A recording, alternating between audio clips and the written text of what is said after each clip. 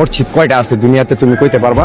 না। হ্যাঁ, তাহলে তুমি যে বললা আমার মসজিদে যেতে, সারা দুনিয়ার ভিতরে মসজিদ আছে দুইটা, মসজিদ আল-আকসা, মসজিদে নববী, যেটা আমার আল্লাহ 30 পারা কোরআনে 6666 আয়াতের ভিতরে বলছে, 114 খানা সূরার ভিতরে। তো মসজিদ হইলো দুইটা, আর আমরা বলতেছি লক্ষ লক্ষ কোটি কোটি মসজিদ, মসজিদের শেষ নেই। তো মসজিদ খোঁজো, আগে মসজিদ খুঁজা নামাজ পড়ো। মানুষ দেখা এমন ইমাম, যে ইমামের পিছনে নামাজ পড়তে হইব, যে বেতনভুক্তদারির পিছনে কোনোদিন নামাজ হবে না।